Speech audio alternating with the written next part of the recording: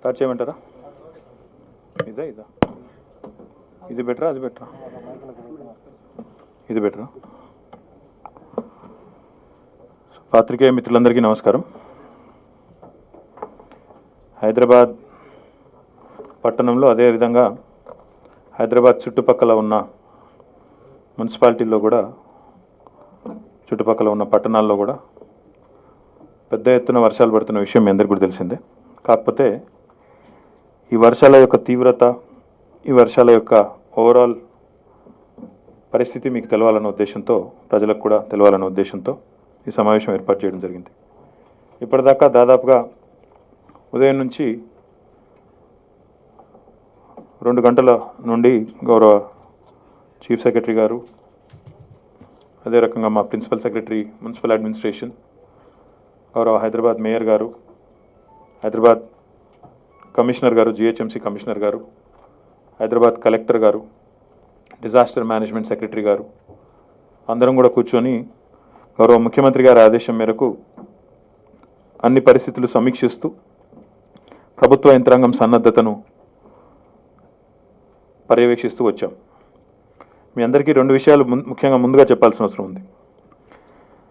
హైదరాబాద్ పట్టణాన్ని తీసుకున్నట్టయితే, ఈ పట్టణం లేదా పట్టణ పరిసర ప్రాంతాలు తీసుకున్నట్టయితే, చరిత్రలోనే ఇది సంవత్సరం మొత్తం చూసినట్టయితే చరిత్రలోనే ఇది 2వ అతిపెద్ద వర్షం.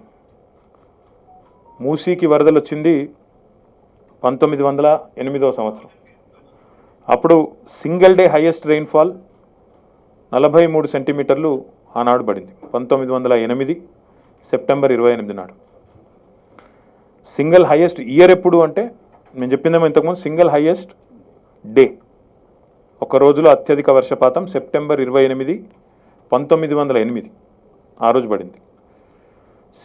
సింగిల్ హైయెస్ట్ ఇయర్ చూసుకున్నట్టయితే 1916లో దాదాపు 140 సెంటీమీటర్ల ప్లస్ ఇంక కొంత చిల్లర సెంటీమీటర్ల వర్షం పడింది. యావరేజ్గా హైదరాబాద్లో ప్రతి సంవత్సరం 78 సెంటీమీటర్ల వర్షం పడుతుంది.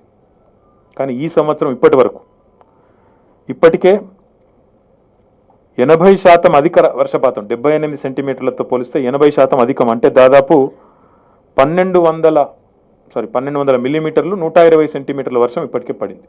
మళ్ళొకసారి చెప్తాను నేను కన్ఫ్యూజన్ లేకుండా. సింగిల్ హైయెస్ట్ ఇయర్ ఎప్పుడు అంటే ఇప్పటి వరకు చరిత్రలో 140 సెంటీమీటర్లు, 142 centimetres in 1916. Single highest day 1908, single highest year 1916. Average rainfall in Hyderabad is 77.9 centimeters. This year we already crossed 120 centimeters. ఇంకా పడుతుంది. మా అంచనా అయితే this year might end up being the highest rainfall in the history. ఎందుకంటే అప్పుడు వచ్చింది 142. ఈ సంవత్సరం ఇప్పుడున్న లెక్కల ప్రకారం ఇంకా 2 నెలలు ఇంకా ఉంది కాబట్టి, 2.5 నెలలు ఇంకా ఉంది కాబట్టి చూసుకుంటే, అకాల వర్షాలు కూడా పడుతున్నాయి కాబట్టి చూసుకుంటే, this year might just end up being the highest rainfall in the history of Hyderabad. కాబట్టి ముందుగా మిత్రులందరూ కూడా అర్థం చేసుకోవాల్సింది ఏంటంటే, ఇది 100 ఏళ్ళకు ఒకసారి జరిగే లాంటి ఒక అసాధారణమైన వర్షపాతం, అసాధారణమైన సందర్భం. ఎందుకంటే నేను కూడా హైదరాబాద్లో 40 ఏళ్ళ నుంచి ఇక్కడే ఉంటున్నాను. నేను కూడా ఎప్పుడు ఇట్లాంటి పరిస్థితి చూడలేదు. 2020లో కూడా 2000లో పడింది. ఇయర్ 2000లో బేగంపేటలో ఒక ఏరియాలో 24 సెంటీమీటర్లు పడింది. కానీ ఈ year highest rainfall was in Ghatkesar 32 centimetres, in Cherlapalli 30 centimetres. Single highest single day. కాబట్టి ఒక అసాధారణమైన పద్ధతుల్లో మరి ఈ వర్షాలు పడతా ఉన్నాయి. అది కూడా ఇదివరకేమో వర్షాలు పడతాయి నార్మల్గా, కానీ వర్షాలకు సంబంధించి 3 ముఖ్యమైన సూచనలు ఉంటాయి: ఇంటెన్సిటీ, డ్యూరేషన్, ఫ్రీక్వెన్సీ. IDF అంటారు. Intensity, duration and frequency. ఉధృతి, ఎంత సమయం పడుతుంది, ఎంత ఫ్రీక్వెంట్గా పడుతుంది. ఈసారి మరి క్యూములో నింబస్ అని మేఘాలు పేర్కొంటా ఉన్నాయని చెప్తా ఉన్నారు. వాటి వల్ల అసాధారణమైన పద్ధతుల్లో క్లౌడ్ బర్స్ట్ జరుగుతూ ఉంది. ఒకటేసారి ఆకాశానికి చిల్లుబడ్డట్టు పెద్ద సంఖ్యలో పెద్ద మొత్తంలో వర్షం పడడం, పడ్డప్పుడే కుంభవృష్టి 1-2 గంటల్లోనే మొత్తం కుమ్మరించిపోవడం, దానివల్ల మరి ఈ వరద లాంటి పరిస్థితులు ఉత్పన్నమవుతూ ఉన్నాయి. అయినప్పటికీ జిహెచ్ఎంసీ, అదే రకంగా ఇతర ప్రభుత్వ యంత్రాంగం, రెవెన్యూ సిబ్బంది కానీ, పోలీస్ సిబ్బంది కానీ, జిహెచ్ఎంసీలో మనం ఏర్పాటు చేసుకున్న డిజాస్టర్ రెస్పాన్స్ ఫోర్స్ కానీ నిరంతరం శ్రమిస్తూ ఉన్నారు, నిరంతరం కష్టపడుతూ ఉన్నారు. అందువల్లనే చాలా మంది ప్రాణాలు కూడా మనం వారిని కాపాడగలిగామని చెప్పి కూడా మేము అనుకుంటా ఉన్నాం. ఎందుకంటే వేల మందిని ఇప్పటికే జిహెచ్ఎంసి సహాయక చర్యల ద్వారా పునరావాస కేంద్రాలకు తరలించింది. వారికి సంబంధించిన భోజనం కానీ, మందులు కానీ, వారికి సంబంధించిన ఇతర అవసరాలు కానీ అవన్నీ కూడా చూసుకుంటూ పోవడం వల్లనే ప్రాణ నష్టం చాలా మేరకు తగ్గించగలిగాం. ఇంకా కూడా ఇంటెన్స్గా డ్రైవ్ చేస్తూ ఉన్నాం. ఇప్పటి వరకు మాకున్న అంచనాలు, మాకున్న అవగాహన ప్రకారం, ఎందుకంటే ఇంకా వర్షాలు ఉన్నాయి, రాబోయే 3 రోజుల్లో ఇంకా ఉధృతంగా ఉన్నాయని చెప్తా ఉన్నారు. దానికోసం గౌరవ ముఖ్యమంత్రి గారి ఆదేశం మేరకు చీఫ్ సెక్రటరీ గారు, నేను, అదే రకంగా మా మొత్తం డిపార్ట్మెంటు, అన్ని డిపార్ట్మెంట్స్ కూడా పెద్ద ఎత్తున ప్రయాస చేస్తూ ఉన్నాయి. ఒక 80 మంది స్పెషల్ ఆఫీసర్స్ని కూడా హైదరాబాద్, అదే రకంగా చుట్టుపక్కల ఉండే మున్సిపాలిటీల్లో ప్రత్యేకంగా దీనికోసం నియమించాం. వారు ఏం చేస్తారు అంటే, 80 మంది సీనియర్ అధికారులు వారు ఏం చేస్తారు అంటే, మొట్టమొదటిది ఎప్పుడైనా కూడా ఏ డిజాస్టర్లోనైనా, ఏ రకమైన ఇలాంటి పరిస్థితి ఉత్పన్నమైన 3 భాగాలు ఉంటాయి. ప్రీ డిజాస్టర్, డిజాస్టర్ రెస్పాన్స్, ఆ తర్వాత రిలీఫ్ అండ్ రీహాబిలిటేషన్, 3 భాగాలుగా ఉంటుంది. ప్రీ డిజాస్టర్లో ఏం చేస్తామంటే, ఎప్పుడైనా కూడా ఇప్పుడు వర్షం ఫలానా చోట పడే అవకాశం ఉంది అన్నప్పుడు సహజంగా అక్కడ ఉండే లో లయింగ్ ఏరియాస్ అన్ని, లోతట్టు ప్రాంతాలన్నింటినీ కూడా అక్కడ ఉండే ప్రజల్ని అప్రమత్తం చేసి వారిని తరలించడం, వారిని అక్కడి నుంచి తరలించి సేఫ్గా ఉండేటట్టు చూసుకోవడం నెంబర్ 1 పని. రెండవది, ఆస్తి నష్టం జరిగినా పర్వాలేదు కానీ ప్రాణ నష్టం జరగకూడదన్న ఉద్దేశంతో ఈ శిథిలావస్థలో ఉన్న బిల్డింగ్స్ కానీ, లేదా స్ట్రక్చరల్ వీక్నెసెస్ ఉన్న బిల్డింగ్స్ కానీ వాటిని గుర్తించి అక్కడ ఉండే వారందరినీ కూడా తరలించడం, ఇవి చేస్తాం. లోతట్టు ప్రాంతాలు కానీ, ఇట్లాంటి బిల్డింగ్ సరిగా స్ట్రక్చరల్ లోపాలున్న బిల్డింగ్లు కానీ, శిథిలావస్థలో ఉన్న బిల్డింగ్లు కానీ, అవి ఎప్పటికప్పుడు ఫ్రీక్వెంట్గా రెగ్యులర్గా చేసే ఎక్సర్సైజ్. వీటితో పాటు రిలీఫ్ క్యాంప్కి తరలించిన తర్వాత అక్కడ వారికి భోజనం కానీ, బ్లాంకెట్లు కానీ, మందులు కానీ, మంచినీరు కానీ, టాయిలెట్స్ కానీ, ఇవన్నీ కూడా పెద్ద ఎత్తున ప్రొవైడ్ చేస్తూ ఉన్నాము. ఇప్పుడు అన్నపూర్ణ సెంటర్స్ అక్కడే పెడతా ఉన్నాం. వాటితో పాటు ఎక్కడికక్కడ మెడికల్ క్యాంప్స్ పెడతా ఉన్నాము. వాటితో పాటు ఎక్కడికక్కడ వారికి సంబంధించిన మొత్తంగా కట్టుబట్టలతో అక్కడ చేరుకున్న వారికి తాత్కాలికంగా ఇప్పుడు రేషన్ కిట్లు కూడా 37,000 రేషన్ కిట్లు, అందులో ఇప్పటికే నిన్న సాయంకాలానికి 18,700 కిట్ల డిస్ట్రిబ్యూషన్ పూర్తయింది. మిగతావి కూడా పూర్తి చేస్తాం. ఒక్కో కిట్లో వారికి నెలకు సరిపడా బియ్యం, పప్పు, ఒక మొత్తం 11 రకాల వస్తువులు అన్నీ కూడా అందులో పెట్టి, టీ పొడితో సహా అన్నీ కూడా పెట్టి దాదాపు 2,800 రూపాయలు విలువ చేసే కిట్టు, వాటితో పాటు బ్లాంకెట్స్, ఇవన్నీ కూడా 37,000 కిట్స్ కూడా ఇస్తూ ఉన్నాం. వీటితో పాటు ఇంకా చాలా పెద్ద ఎత్తున పునరావాస కార్యక్రమాలు, ఇంతకుముందు నేను చెప్పిన స్పెషల్ ఆఫీసర్స్ కానీ, మా డిప్యూటీ కమిషనర్స్ కానీ, స్థానికంగా ఉండే ఇన్స్పెక్టర్స్ కానీ, స్థానికంగా ఉండే ఎలక్ట్రిసిటీ ఇంజనీర్స్ కానీ, అదే రకంగా స్థానికంగా ఉండే మెడికల్ ఆఫీసర్స్ కానీ సంయుక్తంగా వీరందరూ కలిసి ప్రయత్నం చేస్తూ ఉన్నారు. కాబట్టే మనం ఒకవైపు ఈ పునరావాస చర్యలు, మరొక వైపు ఆరోగ్యపరమైన అంశాలు. ఎందుకంటే ఇలాంటి వరదలు వచ్చిన తర్వాత సహజంగా నెక్స్ట్ వచ్చేది ఏంటంటే ఆరోగ్యపరమైన ఇబ్బందులు.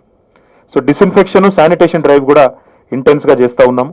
వాటితో పాటు ఇందాక నేను చెప్పినట్టు ఈ వీక్ ఉండే స్ట్రక్చర్స్ అన్నింటిని కూడా, శిథిలావస్థలో ఉండే స్ట్రక్చర్స్ అన్నింటిని కూడా కూల్చేస్తూ ఉన్నాం. వాటి వివరాలు కూడా నేను ఒకసారి మీకు ఇప్పుడే చెప్తాను. ఈ స్పెషల్ ఆఫీసర్స్ వీరందరూ కూడా రాబోయే 15 రోజుల పాటు ఇదే కార్యక్రమాన్ని పర్యవేక్షించాలని చెప్పి వారు నియమించడం జరిగింది. ఇప్పటికే జిహెచ్ఎంసీ వైపు నుండి ఒక 45 కోట్ల రూపాయలు ఫుడ్ సప్లై కానీ, రిలీఫ్ క్యాంప్స్ కానీ, ఇంకా కొత్త అదనంగా సిబ్బందిని నియమించుకోవడంలో కానీ, ఈ రెస్క్యూ ఆపరేషన్స్ కానీ, శానిటేషన్ డ్రైవ్ కానీ, వీటన్నింటి కోసం కూడా ఇప్పటికే 45 కోట్లు ఖర్చు పెట్టాం.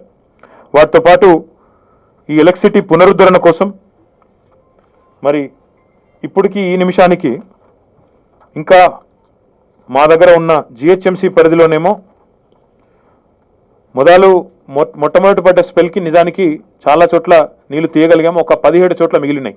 కానీ మళ్ళీ వర్షం పడడం వల్ల దాదాపు 80 కాలనీల్లో ప్రస్తుతం నీళ్లున్నాయి. మొదలు పడ్డ వర్షం తర్వాత నీటిని తోడేయడము, అన్ని చర్యలు చేసిన తర్వాత ఒక 17 కాలనీస్ మిగిలి ఉండే.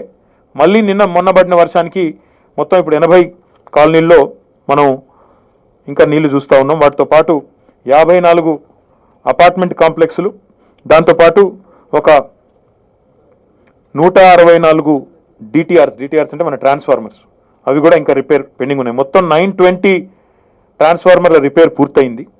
ఇంకొక 164 పెండింగ్ ఉన్నాయి. ఇందులో ఎక్కువ భాగం సౌత్ హైదరాబాద్లో ఉన్నాయి. చార్మినార్ జోన్లో, అదే రకంగా ఎల్బీ నగర్ జోన్లో ఎక్కువగా ఉన్నాయి. ఈ 2 చోట్ల కూడా వర్క్ నడుస్తూ ఉంది. కానీ చాలా చోట్ల కరెంటు మీ అందరికీ కూడా తెలుసు, ఎందుకంటే ఎలక్ట్రిక్యూషన్ వల్ల ఎవరు చనిపోకూడదని చెప్పి నీళ్లు నిల్వ ఉన్న చోట సహజంగానే ఎలక్ట్రిసిటీ పునరుద్ధరించే ముందు అన్ని జాగ్రత్తలు తీసుకొని పునరుద్ధరిస్తారు కాబట్టి నీళ్లు నిల్వ ఉండడం వల్ల 80 కాలనీల్లో కూడా కొంత స్లోగా అక్కడ కార్యక్రమం జరుగుతోంది. బట్ అక్కడ ఉన్న వారందరినీ ఎవాక్యుయేట్ చేసిన తర్వాత ఇబ్బంది లేకుండా అది కూడా కార్యక్రమం పూర్తి చేస్తాం. వీటితో పాటు ఒక స్పెషల్ డ్రైవ్ కూడా తీసుకున్నాం శానిటేషన్ మీద. అదే రకంగా కన్స్ట్రక్షన్ అండ్ డెమాలిషన్ డెబ్రీ కూడా విపరీతంగా ఉంది, బురద విపరీతంగా ఉంది రోడ్ల మీద. దాన్ని కూడా తీయడానికి అదనంగా సిబ్బందిని హైర్ చేసుకున్నాం, అదనంగా మెషినరీ కూడా ఎంగేజ్ చేశాము. ప్రతి జోన్లో ప్రతి సర్కిల్లో వాటిని కూడా వేగంగా ముందుకు తీసుకొని పోయే ప్రయత్నం చేస్తాం. వీటితో పాటు ఇప్పటికే మనం ఒక 60 కోట్ల పైచిలకు రూపాయలు వివిధ రూపాల్లో ఎస్పీడీసీఎల్ కానీ, metro water supply sewerage board కానీ, టీఎస్ఐఏసీ కానీ, ప్రభుత్వ సంస్థలు ఏవైతే ఉన్నాయో 60 కోట్ల రూపాయలు ఇప్పటికే ఖర్చు పెట్టాం. ఖర్చు పూర్తయింది. ఇంకా ఒక 670 కోట్ల రూపాయలు ఖర్చు పెట్టబోతా ఉన్నాం. కొంతమంది తెలిసి తెలియక మాట్లాడుతూ ఉన్నారు, 5 కోట్ల ఇస్తారా 6 కోట్ల ఇస్తారని కొంతమంది అర్ధరహితంగా మాట్లాడుతూ ఉన్నారు. ఇంత పెద్ద కార్యక్రమం పూర్తి చేసేటప్పుడు సహజంగానే పెద్ద ఎత్తున ఇప్పటికే మీకు తెలుసు, గౌరవ ముఖ్యమంత్రి గారు ఒక ఇంటరిమ్ రిపోర్ట్ కూడా కేంద్ర ప్రభుత్వానికి పంపడం జరిగింది. ప్రభుత్వం వైపు నుంచి చీఫ్ సెక్రటరీ గారు పంపించారు. 15వ తారీఖు నాడు, అక్టోబర్ నాడు చాలా డీటెయిల్డ్ ప్రపోజల్ పంపి అందులో చాలా స్పష్టంగా చెప్పాము, హైదరాబాద్ నగరంతో పాటు రాష్ట్రంలోని పలు ఏరియాల్లో ఇబ్బందులు ఉన్నాయి ఈ వర్షం వల్ల. కాబట్టి ఈ పరిస్థితుల నుంచి మాకు తాత్కాలికంగా ఒక 1350 కోట్లు సహాయం చేయండి అని చెప్పి ప్రధానమంత్రి గారికి గౌరవ ముఖ్యమంత్రి గారు స్వయంగా ఫోన్ ద్వారా విజ్ఞప్తి చేశారు. దాంతోపాటు ఉత్తరం కూడా డీటెయిల్డ్ అకౌంట్ అంతా ఎక్కడెక్కడ ఏమేమి దెబ్బతిన్నాయని చెప్పేసి కూడా మొత్తం కూడా అందులో సబ్మిట్ చేశాం. అందులో జిహెచ్ఎంసీకి సంబంధించి కూడా ఒక 670 కోట్ల రూపాయలు మేము నష్టం ఎంత జరిగిందని ఇప్పటిదాకా దిస్ ఇస్ ఇనీషియల్ ఎస్టిమేట్. ఇంకా మనం ఫీల్డ్కి పోయి ఇవన్నీ క్లియర్ చేసిన తర్వాత ఇంకా పెరగవచ్చు. ఒక 670 క్రోర్స్ అందులో రోడ్స్ కానీ, డ్రైన్స్ కానీ, ట్యాంక్స్ కానీ, లేక్స్ కానీ, కొన్ని సివరేజ్ నెట్వర్క్ రిపేర్స్ కానీ, ఎలక్ట్రిసిటీ రిపేర్స్ కానీ, ఇవన్నీ కలుపుకుంటే ఇంకా 670 కోట్లు మేము ఖర్చు పెట్టాల్సి ఉంటుందని చెప్పి కూడా అనుకుంటా ఉన్నాం. మరి కేంద్ర ప్రభుత్వానికి ఇప్పటికే నివేదించున్నాం. వాళ్ళ వైపు నుంచి అయితే ఇంతవరకు మాకు ఎలాంటి స్పందన రాలేదు. సానుకూలంగా వస్తుందని ఆశిస్తూ ఉన్నాం. హైదరాబాదే కాకుండా హైదరాబాద్ చుట్టూ పీర్జాదిగూడ, బోడుప్పల్, నిజాంపేట్, బడంగ్పేట్, జల్పల్లి, మీర్పేట్, పెద్దంబర్పేట్, తుర్కయాంజాల్, కొంపల్లి, నాగారం, బండ్లగూడ, ఆదిబట్ల ఈ మున్సిపాలిటీల్లో కూడా కొన్ని చోట్ల డ్యామేజ్ ఎక్కువగా ఉంది. ఉదాహరణకు పీర్జాదిగూడలో ఒక 43 కాలనీల్లో అక్కడ నష్టం జరిగింది. బడంగ్పేటలో కూడా ఒక 15 కాలనీలు, మీర్పేటలో ఒక 26 కాలనీలు, పెద్దంబర్పేటలో 11, తుర్కయాంజాల్లో 7 కాలనీలు. ఈ రకంగా ఇక్కడ కూడా నష్టం జరిగింది. వారికి కూడా అన్ని సహాయక చర్యల్లో హైదరాబాద్లో ఏవైతే చేస్తామో ఈ చుట్టుపక్కల ఎక్కడైతే వర్షం వల్ల ఇబ్బంది పడ్డ మరి కాలనీస్ ఉన్నాయో, ఎక్కడైతే వర్షం వల్ల ఇబ్బంది పడుతున్న ప్రజలు ఉన్నారో వారిని కూడా ప్రభుత్వం ఆదుకుంటుంది. ఆ విషయంలో ఎవరికి ఎలాంటి అనుమానం కూడా అవసరం లేదని చెప్పి కూడా నేను మీకు విజ్ఞప్తి చేస్తా ఉన్నాను. ఇప్పటి వరకు మాకున్న అవగాహన మేరకి 33 మంది మరణించారు జిహెచ్ఎంసీ పరిధిలో, జిహెచ్ఎంసీ మరియు చుట్టుపక్కల ఉండే మున్సిపాలిటీల పరిధిలో. అందులో వారి కుటుంబాలకి, మరణించిన వారి కుటుంబాలకు 29 మందికి ఇప్పటికే వారికి ప్రభుత్వం వైపు నుంచి కొంత సహాయం కూడా 5 లక్షల రూపాయల చొప్పున అందజేశాము. ఇంకా ఒక 3 మిస్సింగ్ అని చెప్పి కూడా మాకు సమాచారం ఉంది. వారిని ట్రేస్ చేసే ప్రయత్నం కూడా చేస్తూ ఉన్నాం. 1000 మందిని డిఆర్ఎఫ్ కాపాడగలిగింది, 1000 మందిని ప్రభుత్వ యంత్రాంగం కాపాడగలిగింది. కానీ కొన్ని చోట్ల దురదృష్టవశాత్తు అనుకోని సంఘటనలు జరగడం, ఒక చోట అయితే చాలా విస్మయకరంగా జరిగిన సంఘటన, ఒక పక్కన ఉన్న రీటైనింగ్ వాళ్ళు పడి ఇంటి మీద పడడం, ఆ ఇంటి కాంపౌండ్ వాళ్ళు కూలి అందులో నిద్రిస్తున్న ఒక 8 మంది మీద పడితే అక్కడే 7 చనిపోవడం జరిగింది. కాబట్టి ఈ రకంగా నేను ఇంకా ఒక రిపోర్ట్ కూడా చూశాను ప్రెస్లో, చనిపోయిన వాళ్ళ రిపోర్ట్ కూడా లేదు ప్రభుత్వం దగ్గర అని మాట్లాడుతున్నారు కొంతమంది. అది చాలా తప్పు. దయచేసి అట్లా మాట్లాడవద్దని విజ్ఞప్తి చేస్తా ఉన్నా. ఎందుకంటే 29 మందికి వారి పేర్లతో సహా గుర్తించి వారి ఇంటికి పోయి కాంపెన్సేషన్ ఇచ్చిన తర్వాత ప్రభుత్వం దగ్గర డేటా లేదు అని సిల్లిగా ఎవరైనా మాట్లాడితే అది చాలా తప్పు అవుతుంది. దయచేసి అట్లాంటి మాటలు మాట్లాడడం కానీ ఇట్లాంటి పరిస్థితుల్లో మరి ప్రజల అధికారుల నైతిక స్థైర్యాన్ని దెబ్బతీసే విధంగా దయచేసి ఎవరు కూడా వ్యవహరించవద్దని చెప్పి కూడా విజ్ఞప్తి చేస్తూ, ఈ శిథిలావస్థలో ఉన్న బిల్డింగ్స్ ఒక స్పెషల్ డ్రైవ్ తీసుకొని దాదాపు ఈ సీజన్లో ముందే ఒక 545 స్ట్రక్చర్స్ గాను 187 ఇప్పటికే మరి వాటిని కూలగొట్టాము. గడిచిన వారం రోజులుగా ఒక 59 స్ట్రక్చర్స్ కూలగొట్టాము. వాటితో పాటు ఇంకా కొంతమందికి నోటీసులు ఇచ్చాం, కొంతమందిని ఫోర్సిబుల్గా కూడా ఇవాక్యుయేట్ చేశాం. వాళ్ళు వినకపోతే శిథిలావస్థలో ఉన్నా కూడా మొండిగా మాకు కోర్టు స్టే ఉంది ఇంకోటి ఉందని చెప్పి మొండికేస్తే కూడా పోలీసులను కూడా పెట్టి వాళ్ళని తొలగిస్తా ఉన్నాం. ఎందుకంటే ముఖ్యమంత్రి గారు మాకు చెప్పింది ఒకటే, ఆస్తి నష్టం జరిగినా పర్వాలేదు, ప్రాణ నష్టం అనేది